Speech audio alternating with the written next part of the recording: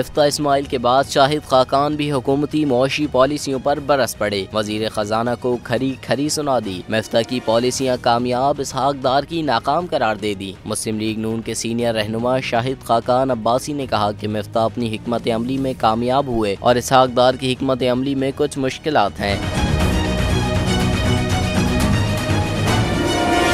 निजी TV programme में गुफ्तगू करते हुए साबिक वजीर आजम ने वजीर खजाना को तनकीद का निशाना बनाते हुए कहा कि मिफ्ता अपनी हिकमत अमली में कामयाब हुए और इसहाक डार की हिकमत अमली में कुछ मुश्किलात हैं, लेकिन मुश्किल फैसलों की सियासी कीमत होती है, मगर पार्टी वर्कर पार्टी के साथ रहता है।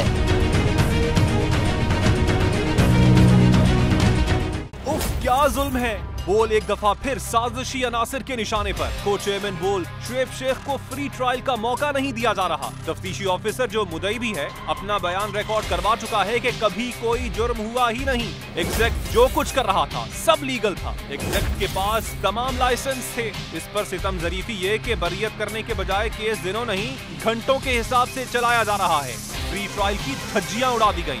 आईन में मौजूद इनफरादी हुकूक को पामाल किया जा रहा है। मुतल्लिका जज के खिलाफ दरखास्त दायर कर दी गई है। बोल के खिलाफ इंतकामी कार्रवाइयां जोरों पर हैं। बोल का अदलिया की इज्जत के लिए खड़े रहने का अज़्म। बोल का अदलिया को सलाम।